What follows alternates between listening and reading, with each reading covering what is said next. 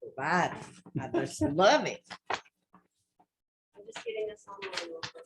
Thank you. Is this online? Yeah. Well, glad we dressed up. I had a tie on, but I couldn't get the button to button. We've been doing a lot of Rotary online as well, and I struggle, but Laura stepped up, and Shawnee's gonna help me with that going forward, thank God. It takes a special kind of. I actually had to leave. And Shawnee's gonna help me with that going forward.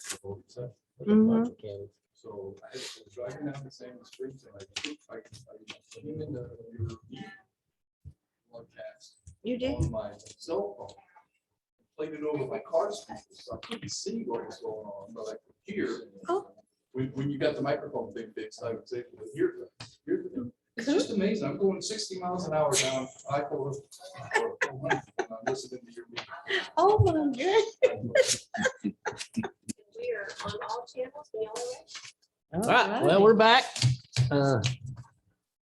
Thank for those of you who are still with us online and those who have joined us here in the meeting room. We're to the Good Shepherd Clinic.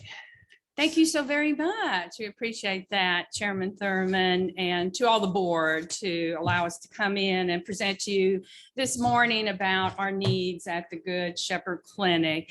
I think I know everybody, but again, my name is Joe Brewer. I'm the 2021 chair of the Good Shepherd Clinic. I'm very proud to do that.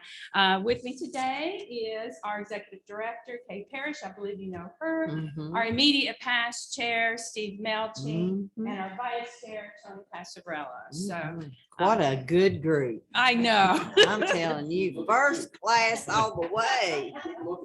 Yes, yes. Well, I love working with these folks. They make it fun and they make it just a very sustaining and good place to work. So we'll talk a little bit about that.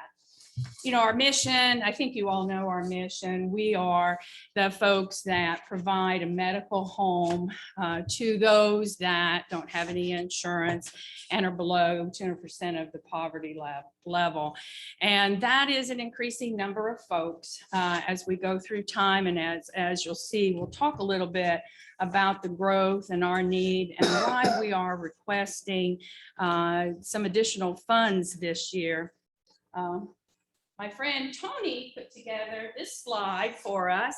And I'm going to start if I can draw your attention to the lower right-hand corner, we're going to go counterclockwise with a little bit of what we wanted to present visually to you. In 2020, we achieved the Gold Star designation from the National Association of Free and Charitable Clinics. And we think that is excellent. It is first time we've gotten that designation, second time we've got that designation. And we have to do certain quality measures, certain KPI, key performance indicators to get that. Directly above that is a picture of all the ID badges of all our many, many volunteers. As you know, we are essentially a volunteer organization. And without our volunteers, we just certainly wouldn't exist. Above that is my area, the laboratory. I'm working there on Thursday. And Joyce Massey is the phlebotomist in this picture. And she bosses me around a good bit in there, like she did when we worked together but really I need a lot of help because the computer in there is a little complex. And we'll talk a little bit about that in a little bit. Above that picture, continuing around counterclockwise, you all know Dr. Larry Anderson. He was one of our founding physicians and really does an excellent job and helps guide us. To the left of that is a picture of Dr. Moore, Dr. Behrman, two more of our physicians that volunteer with his beautiful wife, Ann, who keeps those guys in line most of the time. To the left of that is one of our dentists. And to the left of that is our vision services that we have. A lot of people don't realize that we do vision once a month. And we have a great group of ophthalmologists and opticians that come in and do that. Below that is two of our wonderful volunteers. To the right is Margie O'Byrne. She heads up, one of our volunteers and a board member heads up the prescription assistance program. And I'll show you a little bit more about that. To the left is our wonderful Susan Lyles, who we just lost to the CDC. So she was a patient, but also loved the clinic so much and what clinic was doing. She volunteered at the front desk. And through getting her diabetes under control and doing some GSC counseling, we have counseling services. A lot of people don't know that as well. She was able to pick herself up and landed a fabulous job in the CDC. So we're excited for her. We're sad she's not going to be coming to work with us on Thursdays, but we are so happy for It's her her. story that's in the back of it. Yeah. I knew I had seen it. I've Yeah, seen this That's Susan somewhere. Lyles to the Yeah. left, and she's just fabulous, fabulous lady. The next slide depicts a lot of the equipment that we have. We're very blessed. We get a lot of donated equipment. We have enough funding at times for some capital projects. And so I feel like we are very well equipped.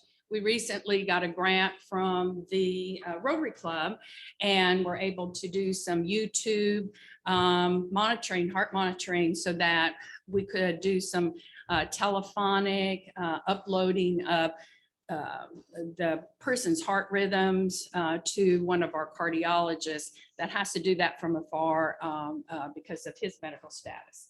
And then the last picture, something we added in 2020 under Steve's leadership and of course Kay's leadership.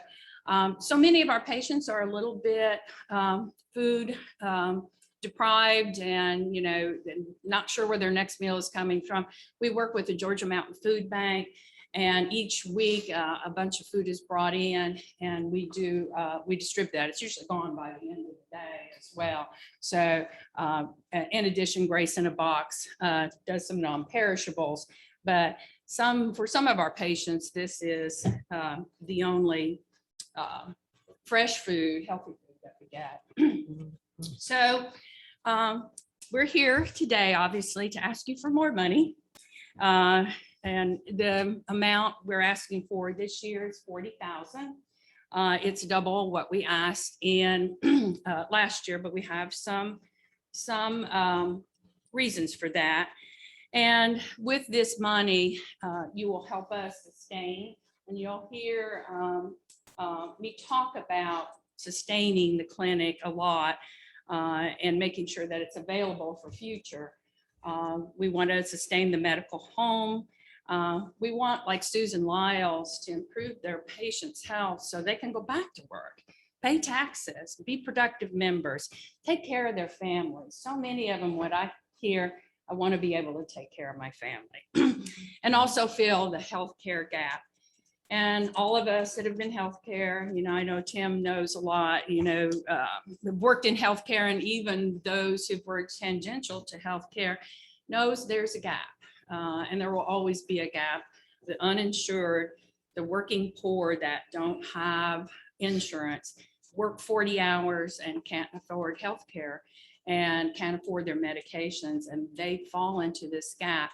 And this is who we do a really good job, I think, in taking care of. The 20,000 additional dollars will help us fund, there's four basic reasons. We want and we really need to hire an additional part-time employee. An operations manager is who we're looking for, and I'll talk a little bit more in depth on that. We're going to need to meet the growth in the community, assure sustainability of the clinic. You'll hear me say that word, sustainability and succession planning, a few times, and offset the local fundraising. And we'll talk about, we yet again had to cancel Grits and Granola after we sent out and did all the planning, had almost all the work. Delta word, it's ugly little head. So it's one of those things, the life we live in, the reality we live in. So what will a new part-time employee do? We have one, as you know, only one paid employee. The rest, the doctors, the physicians, the board members, a lot of people that work the front desk, people that work in referral, they're all volunteers. So we just have, and a lot of the sustainability, it falls on Kay's shoulders. And there is a lot to do with that. One of the reasons we really are interested in another part-time employee is because of the lack of funding from our traditional sources, we have to pivot really to grants. And some of the grants still have funding, but to get that money requires a huge outlay in resources. So not only do we have to fill out the grant request, every so often, some quarterly, some yearly, some buy-in, you have to report back KPIs, showing your improvement, showing what you're doing with the money. There's a lot of tracking that goes on with grant funding. So for example, and Kay spends a lot of her time, probably over 50% of her time now, just doing and tracking grants. And as an example, Good News Clinic in Gainesville has 4 full-time grant writers. Now, they're a good bit bigger than us, but they have 4 paid full-time grant writers. And so you see the complexity of how, of what we need to be able to sustain this grant writing activity. Well, also quality assurance and risk management. We have begun, most all organizations have quality assurance, risk management. We've begun that process. We have a good bones to it. But even if you write a program, somebody has to manage that program. Again, pulling data, making sure that we know we're following up on our findings. It takes a lot of work. And this is partly what this new position would do as well. Enhanced IT and telecom. You know, when I first started in the lab, I was lucky to have at elbow person showing me what to do. Right now, we don't have resources when we get a new volunteer who comes in to be able to have at elbow training for them. Now, it took me 3 or 4 times, I'll be honest with you, to really get what I needed to do with the EMR. So right now it's hard on our adult learners to just look at this. Here's your EMR. Here's how you're supposed to do it. Like me, most of them make a couple boo-boos, and that having that at elbow resource to train them and make them feel comfortable with the IT systems is really important. So that would be what this person would do. Telecom, our friend Tony here did a proposal, and we're having to replace all our telephones and all that equipment. It just was having problems and issues. People were having a hard time hearing. Telephonic and telemedicine are so important. So Tony did a great job working with some other individuals and other board members to do that. We'll be replacing all that soon, and we're going to have to train those people as well. And assisting in financial operations, we have a wonderful treasurer, Regina Varnado. I think you all know Regina, but she is a board member and a volunteer as well. So we need somebody that knows QuickBooks, can do some of the day-to-day stuff that's being done by a volunteer now. It probably would be better. So those are all functions that we're trying to put together, and we really need a new position in order to do that. Growth in your community, this community, our community. Oh, thank you. We are, as you know, the 8th fastest growing community in the state of Georgia. Right next door to the clinic, we soon will see coming out of the ground the Peaks of Dawson, which is living wage type of apartment complex. So we probably will have folks in that apartment complex that will need our care, that will qualify, are 200% of the poverty level and below.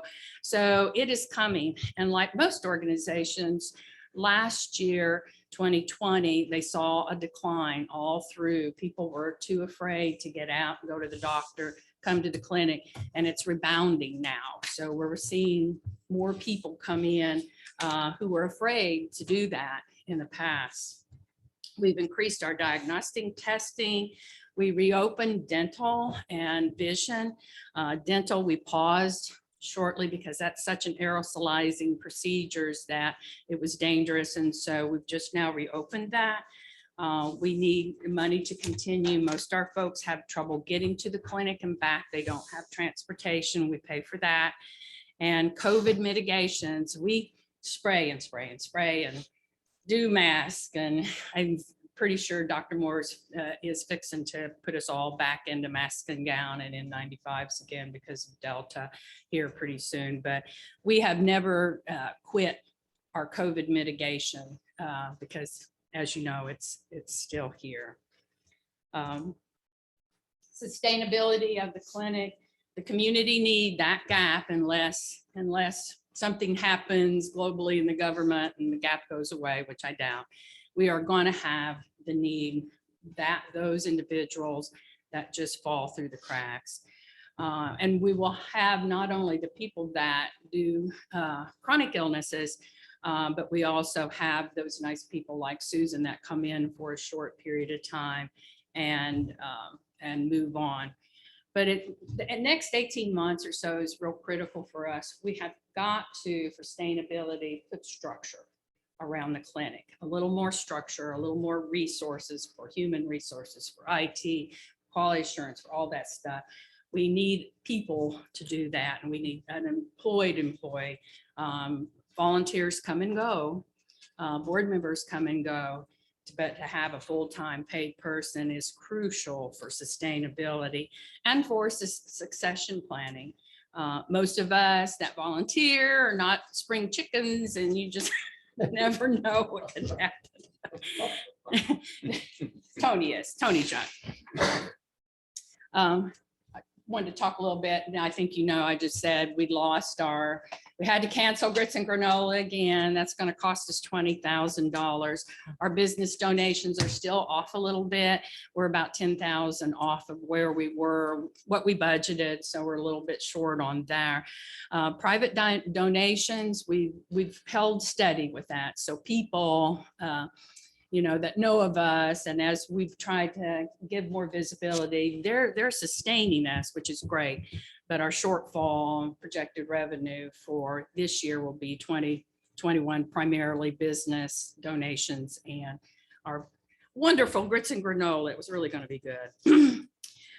So the 2020 impact, a good statistic, I won't go through all of these, but a couple of ones that really, we did 3,989 visits.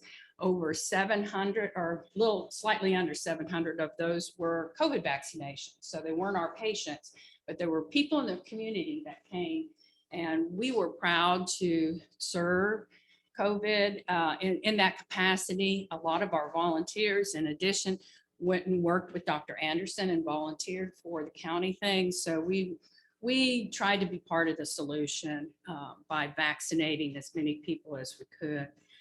The next line too is pretty remarkable. 1.3 in total medications distributed.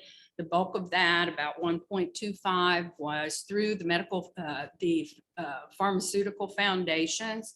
So, but that's a lot of paperwork that a whole team of people work on to do. And we paid out of pocket a little over $80,000 in money for sustaining. And that usually works when we get a new patient. They can't wait for the pharmaceutical foundation thing to be processed. And so we have to pay for their first month or two. The next are just some KPIs that medical people get excited about, but most people probably don't understand. But it really kind of shows the level of complexity of what we've got to report back to the grants. And one that we like to talk about a good bit is, but really have a hard time getting the data on anymore, is the ambulance visits and the ED visits, the decrease in that. We used to have a report that we could get from Northeast Georgia Medical Center that we could bump our patient list up against. We've been unable to get that report the last couple of years. And so I don't have an exact data on that, but it really, most people, understand that if we keep these chronic diabetics, the chronic heart folks medicated and doing and healthier, that there'll be less ED visits and less ambulance visits.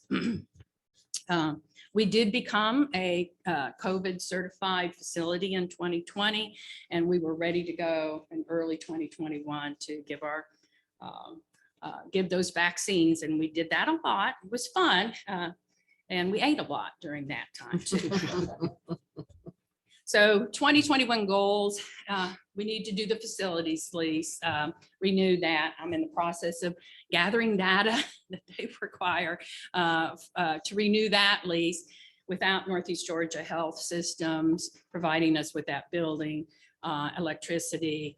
They mow the lawn for us. I mean, they maintain the building. We just wouldn't be in business because we could not afford. So thanks to them, but I'm trying to redo that lease. We're looking to raise, a little over $200,000 to cover, and which is going to be a little complicated because of our lack of fundraiser. We want to hire that new part-time employee.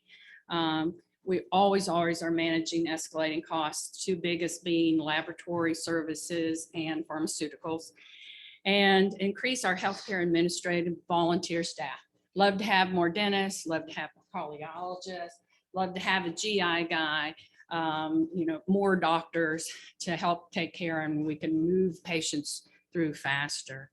And it's time to update our strategic plans. So it really takes all of us working together to improve the health in the community.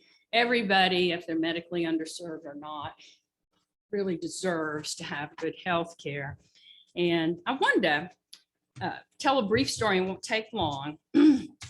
But a lot of people ask me, well, Joe, why did you, after working at Northeast Georgia for 37 years, decide to go work at the volunteer at the clinic after you retired? And it's really the patients there that I think compel all of us, to really volunteer and to give of our heart and soul. As I mentioned, I've worked, because of my lab background, I work in the laboratory on Thursday mornings, and I love the patient contact. And, so many of them are a little afraid, they're going to get a needle stuck in their arm. So I try and break the ice by chatting with them. And most of our folks are pretty chatty. They love to tell me about their story. One gentleman comes to mind about why I volunteer. And he came in, nice chatty guy, really and very articulate, very intelligent. You could tell he was a little nervous about getting his blood drawn, but he had bad rheumatoid arthritis, and his hands were so swollen, very, very disfigured, and it looked like it hurt really badly. So just to break the ice, while I'm wrapping him up, trying to find a vein, I touched his hand and I said, how badly does that hurt? And he was cheerful, and he said, well, it looks worse than it hurts. It really doesn't hurt that bad, but I come here, I get the medicine, and that helps a lot. So we were continuing to chat. And so I was trying to distract him. I said, well, we're going to do this test, and the doctor wants to see this, and we're going to do that test to do that. We really do give a very complete blood profile on almost all our patients quarterly. And during that time, he was telling me, well, because of my rheumatoid arthritis, I used to own a business, and I was a master carpenter, and I can't do that. And that's kind of why I'm here. And after I told him about all the stuff we were going to do to help him, he just looked at me incredulous and said, my gosh, that's amazing. Who pays for all this? And I have to admit, I got a little emotional, I said, with a bunch of very, very generous people. So that's why we ask your help. That's why we want to create sustainability. That's why we want your help in filling the gap. Do we have any questions? Questions? I'd like to know, I know you said you had private donations. Are these just something like this, people have it set up that you get a certain amount once a month? Or is it just a one-time thing? It's a mix. It's a mix, It's a okay. mix. We have some folks that give us money monthly. We Okay. have some that give us quarterly. Okay. We have some that give us once a year when we send out our ask letter, which I hope you all got our ask letter. But once a year, we send out to our community, people that have donated in the past. And if we know of another subdivision that, might be good to include our donor base, we send out that ask letter usually in April. And so those are typically once a year, folks. But Kay, was there anything you'd like to add to that? It's a mismatch It of, really is. During, when we were doing the vaccines this year, we had a couple individuals who are not really in our community, but they found us to be getting a vaccine. And that gave us a significant amount. One person that just sold his business to get us $10,000. Another person sold some land and gave us $25,000. So it's those individuals who really sustain us. I can like grants all day long, but I've got to have another project for that grant to give me more money. Well, our project is paying for the medications, paying for the labs, and being there for those patients. It doesn't ever change. well, and funny story, when we got the $10,000 check, I didn't look at it. I saw the 10. I thought it was $10. So I was talking to him and saying, well, you can volunteer too. You can do this. We love having you here. And I looked down and it wasn't $10. It was $10,000. And I started to cry. Luckily, Kay came around just in time to make us look professional and took over from there. So, because I got a little emotional. I was. It was not a pretty sight, but So you don't have a set amount that you know you can count on? No. That's not. Okay, that's what I wondered. That's not. We are looking for that philanthropist in the county process. Mhm. You know where he is. he or she. But great question. It's a mishmash of both, and Mhm. people are very generous. Yeah, And it's businesses are kind of too. disconcerting when you don't know how much is coming in. You know, you can't count on a certain amount. And not only are we having to show our volunteers, but our faith-based donations. Because likely churches didn't do it. Yeah, that's true. Yeah, so that's been, a little disappointing as well. And the community organizations. Mhm. And businesses are still struggling some to get back into, positive territory with that. So it's been hard on them. They've given what they can, but we're off about $10,000 on where we need to be with that. Businesses on faith-based.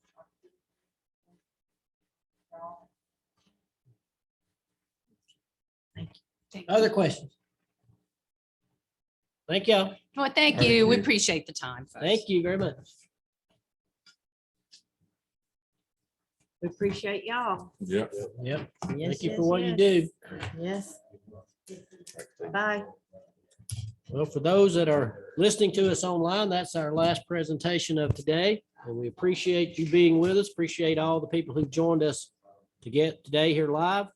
Thank you, board. Thank you, David and Vicky and Natalie for all your work. And Laura, thank y'all. And we'll be back in the morning at 9 o'clock. Thank you.